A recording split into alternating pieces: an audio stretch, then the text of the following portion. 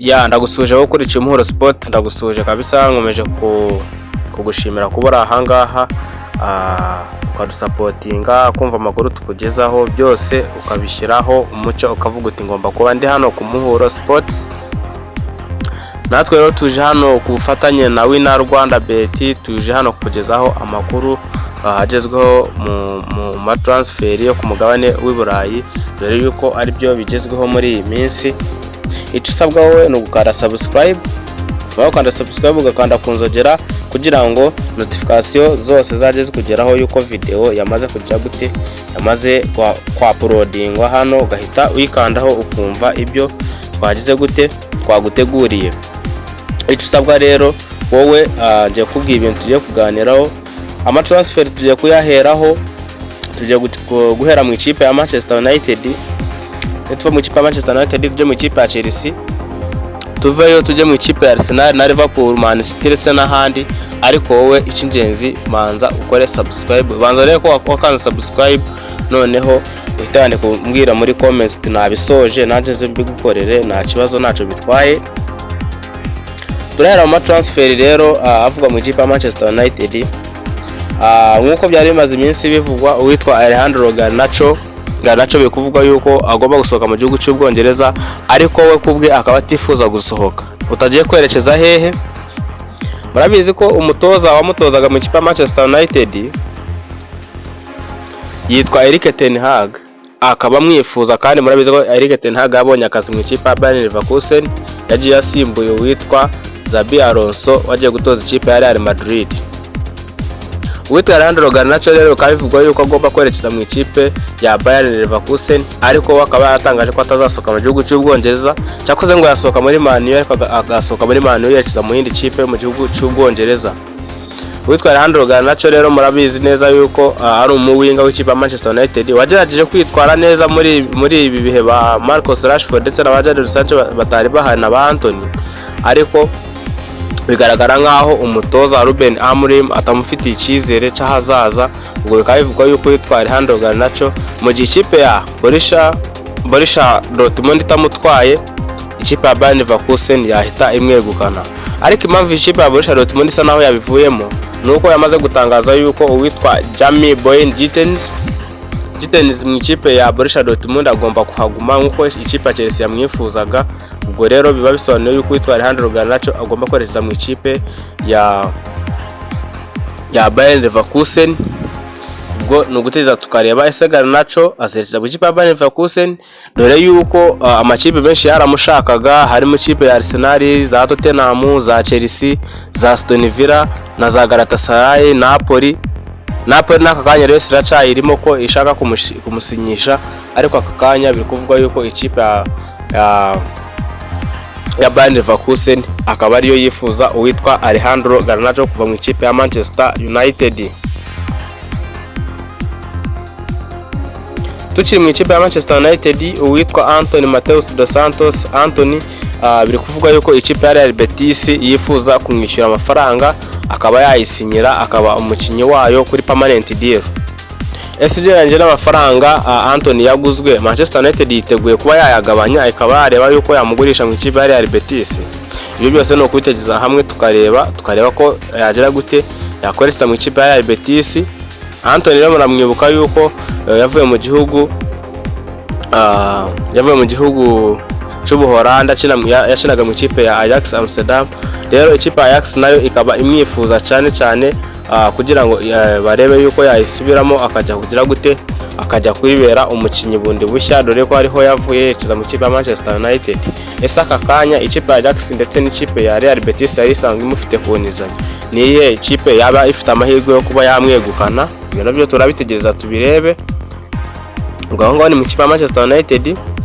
Nanone kandi tukiri mu ikipe ya Manchester United, yitwa Mateus Cunha bamuhaye nimero 10 mu mugongo.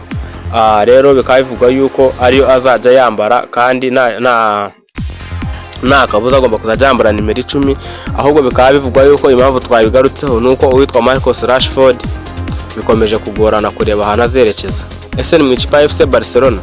Ntabwo bizakunda, kuko ikipe ya FC Barcelona yamaze kwemeranya n'uwitwa Nico Williams ko agomba kuzaherekezamo. Ese Nico Williams mu ikipe ya FC Barcelona we sari bugera nagasanga urubyiruko rugenzi rwe noneho bagaperforminga neza cyangwa se bikanga, we no gutegereza nabyo twareba, kuko Barcelona kuba yatekereza kuzana Nico Williams ifite uwitwa Rafinha, nabyo babisobanuye ko uwitwa Rafinha agomba gushaka ahandi yerekeza, cyangwa se nkuko byavugwaga agatangira gukinishwa kuri role y'inyuma y'umwataka.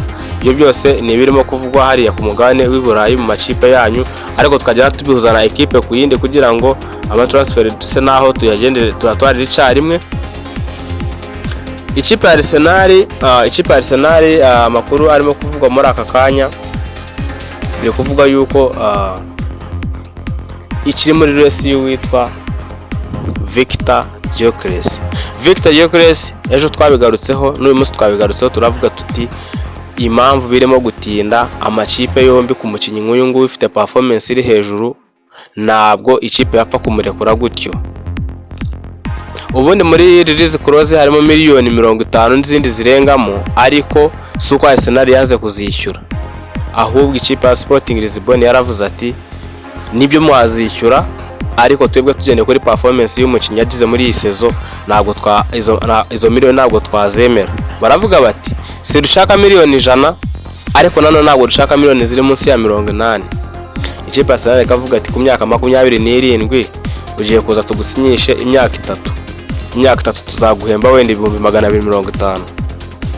250 baza guterateranya bagasanga mu myaka 3 azamaze guhembwa ubwo tufata 250,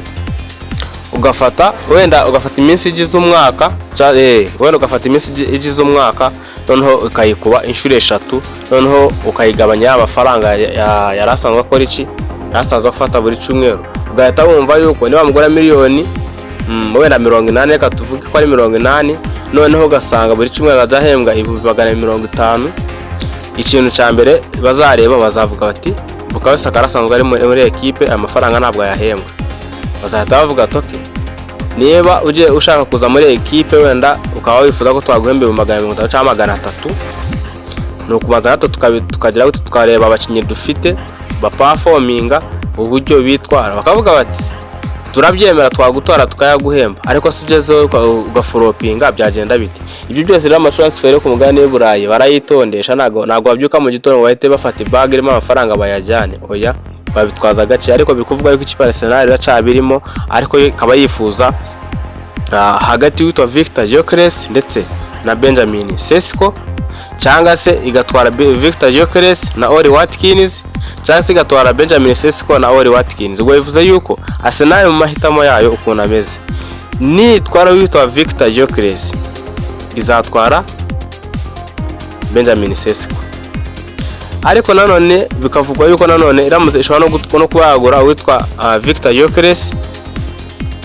igatwara na Oli Watkins. Abo batatu kuko ari batatu, Oli Watkins, Benjamin Sesko ndetse na Victor Gyökeres, uko ari batatu Arsenal izashakamo abataka babiri. Kugira ngo byumve neza, Arsenal ishakamo abataka babiri bazazira icyarimwe, niyo mpamvu ubona amatransfer yayo arimo kugenda atinda akanya kare kose. Twari tubize ko Arsenal yagiraga gutyo ukabona itangiye igura umudefenseri, ariko akanya ubona ko none irimo guhera hagati zamuka ijya kwa ubu ngo ndatekereza witwa Zukumendi namara gukora test medical, ikibazo cyo bahita bakurikizaho gahunda y'umuwinga cyangwa se umwataka. Ariko Arsenal ikaba yifuza kuba yagumana abawinga ifite, ahubwo ikazana abataka babiri cyarimo. Ese wowe wahitamo iki?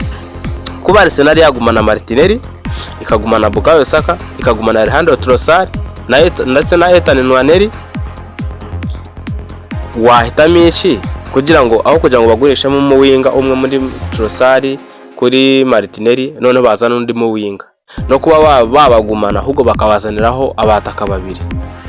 Wahitamo ndewe nk'umufana wa Arsenal? Ubwo nabyo urabyandika muri comment tubwire. Ariko Arsenal ishaka abataka babiri cyarimwe, ubwo hari uzaje akina hariya kuri nuza kuri nimero 9, hari n'undi uzabura aho ngaho, ku buryo wenda Arsenal ishobora guhindura uburyo bw'imikinire, kavuga ati okay, niba twakinaga na equipe ibyo twashaka twayibonye ko tuje gushyira mu mwataka wo gukina free role yo kugira ngo ahantu hose aba ariyo afasha abagenzi be nkabera bya Gabriel Jesus. Ubwo bizabivuze yuko Arsenal amutizanye abataka babiri, byabivuze yuko witwa Gabriel Jesus azaba ari ku isoko. kuko sindimo kureba Arsenal dekura Kai Havertz ngo agende. Kandi ikindi mugomba kumenya yuko erega ubu ngubu gace birimo kugenda byegera uwitwa Mikel Merino nawe bitazagutangaza na sezitaha we n'uwitwa Kai nabo tubabonye hariye imbere kuri nimero 9 kuko sintekereza yuko aka kanya Merino wamaze kumenyereza ko agomba gukina yataka uzajya umushyira hagati mu kibuga usanga yataye umwanya yagiye. Kandi ikindi mwibuke yuko Declan Rice azaba hari n'undi witwa Martin Zubimendi bazaba barango hagati mu kibuga. Rero Mikel Merino na Kai sintekereza ko Arteta n'ukuntu tumuzi n'ukunda akunda abo bana sintekereza ko yabicaza iminota 90. Rero aho ngaho uzajya usanga Arsenal niba wenda yaraguze umwataka umwe ukazajya usanga noneho yagize gute nko minota 80 yakuyemo nk'uwo mwataka niba ari Karesi yamusimbuje ukabona kuzaniye Merino ku 9 cyangwa Kai. Ubwo n'uguteza tukareba ese Arsenal izabazana nabyo biri aho ngaho. Indi transfer nayo iri muri Arsenal nayo imeze nkaho iri mu manage kigiye kurangira niyo witwa Kepa Arrizabalaga, ni umuzamu ugomba kuza kungiriza witwa David Raya. Kandi murabizi ko Kepa ni umuzamu mwiza aramaze mu ikipe ya FC Bournemouth, nawe wafashe Bournemouth kuba iri ahangaha aho iri. Ubwo rero nabyo no guteza tukareba ese Kepa azaza muri Arsenal cyangwa ibya bindi bigira ngo bigahinduka nyuma. Ariko icyo nzi cyo no kuba amaze kumvikana nkuko nabasobanuriye muri video yabanje, amakipe ku mugabane w'Iburayi arabanza akabalansinga ibintu byayo ubaka kanya. Ntabwo ikipe yafata nuza amafaranga ngo uhite yishyura ekipe nubwo isoko rihari, iyo ubwo bihita bibarwa yuko yagurishije umukinnyi muri sezo ya 2024-2025. Ariko ni mwishyura mu kwa karindwi iriya sezo ya match cyangwa se y'imipira izajya gutangira bavuga yuko yagurishije iyo sezo nyine bizatangira bavuga ngo yagurishije umukinnyi yinjiza amafaranga $70,000,000. Izo ngizo bazishyira kuri banki bakavuga bati twarizigamye. Ariko niba mugurisha aka kanya sezita bagakoresha amafaranga n'amafaranga bagura abakinnyi, bizabyitwa yuko ikipe yakoresheje amafaranga kandi itayinjije. Ubwo nabo no kubara bije yabo n'ubundi sezo yarangiye iyi ngiyi, ntago bafata amafaranga aka kanya ngo noneho bitangiye bibagwe nkaho byagize gute yinjiye muri iyi sezo turimo. Ubwo guteza sezita tukareba ibindi bizavayo, kubera yuko nago amakipe namwe murayazi babitwara gakeya kureba yuko iyi sezo niba yarangiye ugahita ugurisha umukinnyi, bizaba bivuze yuko uwo mwaka ayo mafaranga winjije ari uyo mwaka ushize. Ubwo no gurisha umukinnyi mu kwezi kwa gatandatu noneho kaza ukagura umukinnyi mu kwezi kwa karindwi, bizaba bivuze yuko amafaranga umuguze uyakuye muri bije yo mu kwezi ya sezo nyine yindi, apana ingi y'inyuma zaba wavuyemo nimwe wagurishijemo uwo mukinnyi.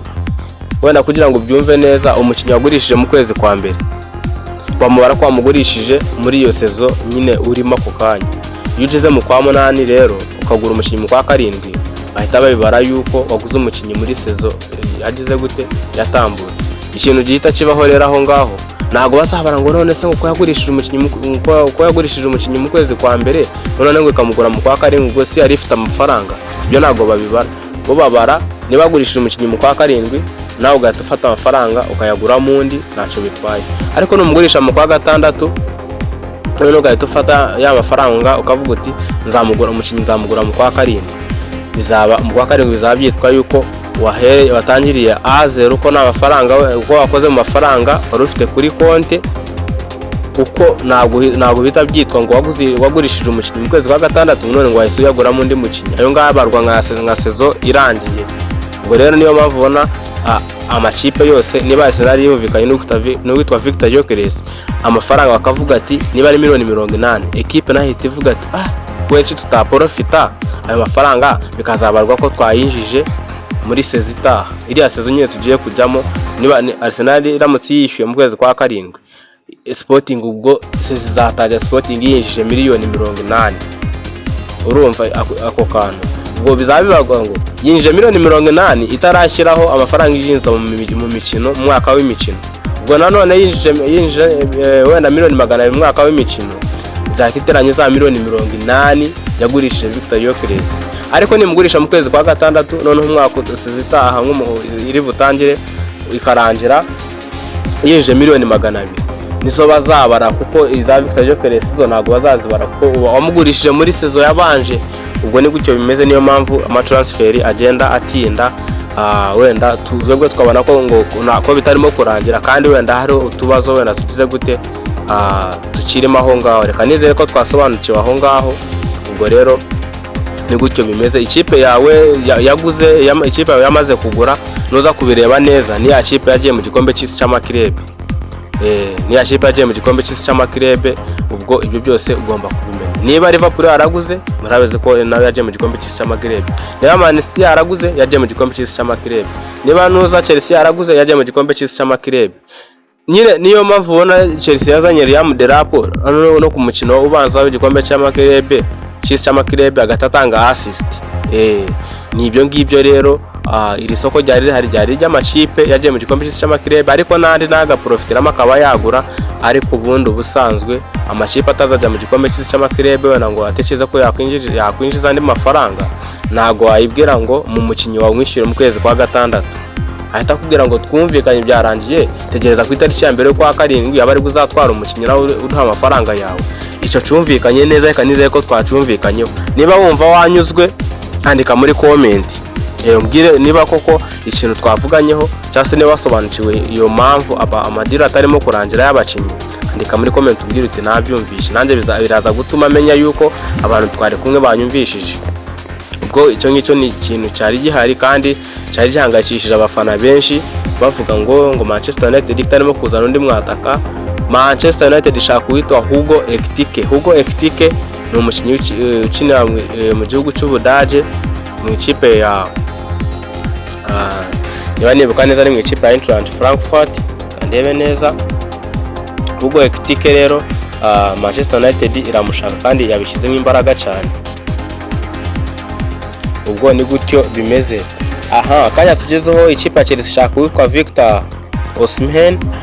Ikipe ya Chelsea kandi uwitwa Gittens zo muri Borussia Dortmund ntabwo ikimubonye, azayigumamo. Ubwo ni gutyo bimeze. Mu ikipe ya Chelsea ikaba yifuza undi muzamu, ariko nanone bakaba barimo gutangaza yuko Robert Sanchez mu gihe bakimufite aracyari umukinnyi wabo kandi baramwishimiye. Ubwo ayo ni amareshya mu gihe n'ikipe ya Chelsea, ariko barashaka undi muzamu wo kuzajya musimbura, ahubwo akazaba mwiza no kurushaho kuri uyo mugabo. Ikipe ya Liverpool nayo kuri Hugo Ekitike, Liverpool nayo ibimereye nabi. Ikipe ya Manchester United nibigendamo bigura intege, barayitwara umukinnyi. Bryan Mbeumo mu ikipe ya Tottenham, Brentford yavuze ko ishaka miliyoni 60 z'amapaundi. Ese ni iyihe kipe iri buzishyura hagati ya Man n'ikipe ya Tottenham? No gutegereza tukareba. Oli Watkins uko nabikubwiye arashakwa n'ikipe ya Arsenal, ndetse Oli Watkins akavuga ati muri uyu mwaka w'imikino ngomba gusohoka mu ikipe ya Aston Villa, kuko ari kubibona yuko guhera mu kwezi kwa mbere bakimara gutiza hari abakinnyi ba Marcus Rashford n'umukinnyi wari wavuye mu ikipe ya Paris Saint-Germain. Iyi kipe ya nuza uyu mukinnyi Oli Watkins yatangiye kubibona yuko umutoza unayemera atangiye kumugira we gute kumwegezayo. Akaba ariyo mpamvu ahubwo nayo irimo gushaka witwa Benjamin Sesko ikipe ya Tottenham. So ni gutyo bimeze. Turaza kubona witwa Oli Watkins saha yari yose asohoka mu ikipe ya Aston Villa, yaje mu ikipe ya Arsenal, yaje hehe ni ubizi, ariko akaba ari gutyo bimeze.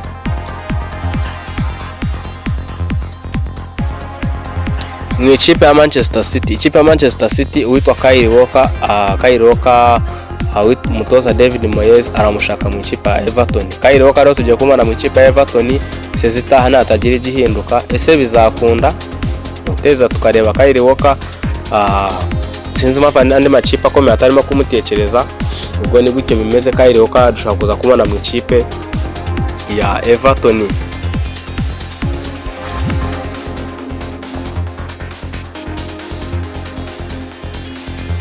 Indi deal yarangiye ni uwitwa Diego Coppara, twayigarutseho, yaguzwe miliyoni 11 z'amayero, akaba yerekeje mu ikipe ya Brighton. Uwitwa Diego Coppara yerekeje mu ikipe ya Brighton. Ubwo ni uguteza tukareba sezitaha uburyo izaba imeze ku ikipe. Kuri Brighton yamaze kuzana uwitwa Diego Coppola.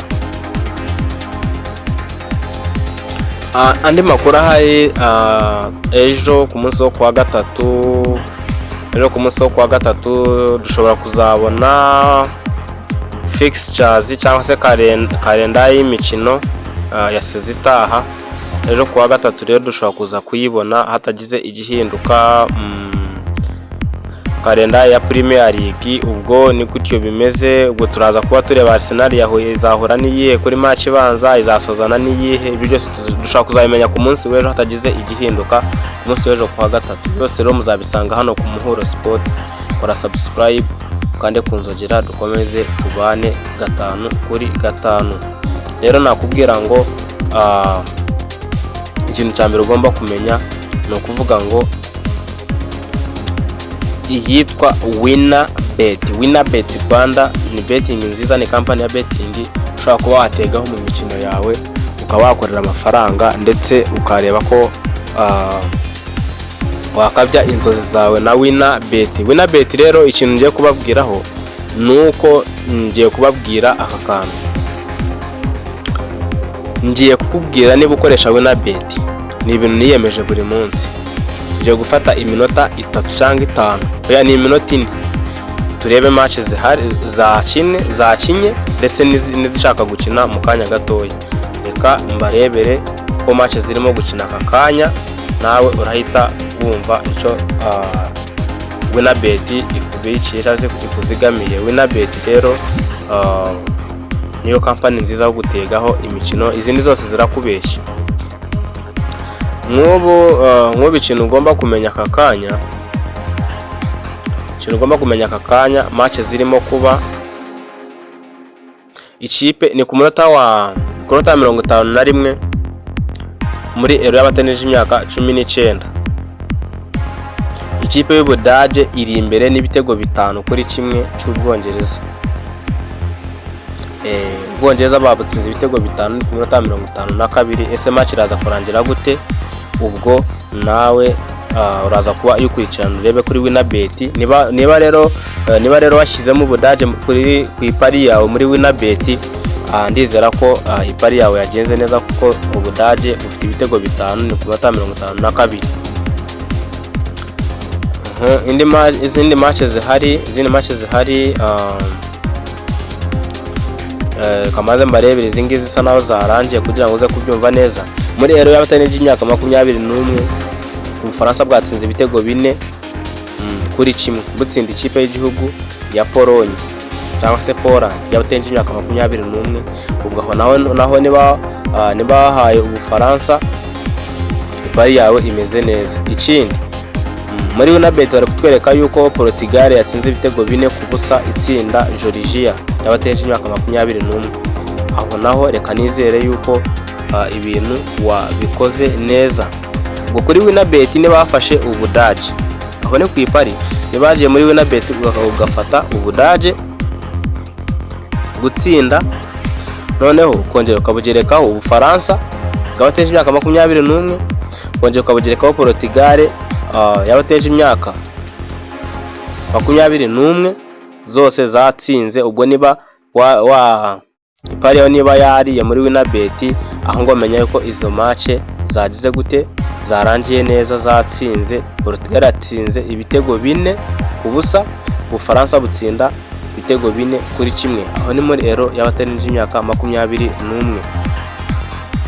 Tujya mu gikombe cy'isi cy'amakirebe. Nkuko nabikubwiye, mu rucerera Boca Junior yanganyije na Benfica ibitego 2-2. Flamengo itsinda 2-0 itsinda yitwa Esperance de Tunis. None aka kanya match irangiye ni ya Fluminense n'ikipe ya Borussia Dortmund yanganyije 0-0. Ubwo akaba ari gutyo bimeze. Fluminense muyibuke neza irimo umuvandimwe wa Gabriel Martinelli, ashyira muri Fluminense. Ubwo rero ni gutyo bimeze. Ni mukuru wa Gabriel Martinelli. Rero akaba ari gutyo bimeze. Kandi Fluminense iyi ngiyi ni nayo irimo umukinnyi witwa Thiago Silva. Thiago Silva akaba akina muri iyi kipe. Turebe neza. Thiago Silva akaba nawe akina muri iyi kipe ya Fluminense. Ubwo akaba ari gutyo bimeze, banganyije ibitego 2-2 n'ikipe ya Borussia Dortmund. Uwitwa Jude Bellingham nyuma yuko yavuye mu ikipe ya Sunderland akaba rero yarerekeje mu ikipe ya Borussia Dortmund. Uyu munsi nawe yakinye match ya mbere mu ikipe ya Dortmund. Jude Bellingham rwose uyu munsi yakinye mu ikipe ya Borussia Dortmund ikina n'ikipe ya Fluminense. Jude Bellingham ngwibutsa yuko ni umukinnyi wambara nimero 77 mu mugongo. Akaba ari gutyo bimeze kuri uwo muvandimwe kabisa. Reka nkurebere izindi match zihari, noneho dukomeze tujye amafaranga muri Winabet Rwanda. Sekafa y'abagore nayo nahoze mbibabwiraho match ziza gukina. Tanzania yatsinze ibitego 6 itsinda Burundi, yatsinze ibitego 6 ku busa, aho ni mu bagore. Kenya itsinda ibitego 4 ku busa itsinda Uganda, aho naho ni bagore. Akaba ari gutyo bimeze wowe ukurikiye Umuhuro Sports. Rero komeza ukoreshe neza iyitwa Winabet Rwanda, ariko uzajya utega mu rugero kandi making sure yuko wujuje imyaka 18. Sini match zose muzajya mukenera muzajye mumenyandikira muri comment utubwire kuri izo match. Ariho n'ahandi muri Amerika y'Amajyepfo barimo gukina, hari igikombe barimo gukina Golden Cup. Yitwa Panama yatsinze ibitego 5 mu rukerera itsinda ikipe yitwa Guadeloupe. Rero Panama ni igihugu ni Panama ni igihugu cya muri Panama. Noneho Guatemala itsinda igitego 1 ku busa itsinda Jamaica. Akaba ari gutyo bimeze muri Winabet. Reka nizere ko ibintu bimeze neza cyane. So bavandimwe, kandi subscribe niba twabanye gutangira iyi video. Niba twatangiranye twaba twayisoje, nyandikira umbwira uti twatangiranye kabisa, nje menya n'abantu ariko tuba turi kumwe, nje menya n'abantu tuba turi kumwe, niba tumeze neza, niba twatangiranye tugasozanya, burya nabyo bima morale cyane. Ikindi kandi tujye twandika comments nziza zitanga icyizere, kuko usanga twandika comment nanone zigamije guca abandi intege. Iyo wanditse comment ahangaho umuntu akaza akayireba, nawe atinyuka kuba yakora ibi bintu. Ibi ngibi rero mbikora kubera mwebwe, kandi mbikora nanjye mbikunda. Rero comment wakandika yose iraza kuba inyubaka. Sawa, murakoze cyane, ndabakunda cyane. Kandi niba ukora subscribe, komeza ukore subscribe, dukomeze twibanire mu makuru y'imikino yose uko yakabaye. Ciao, ndabakunda cyane.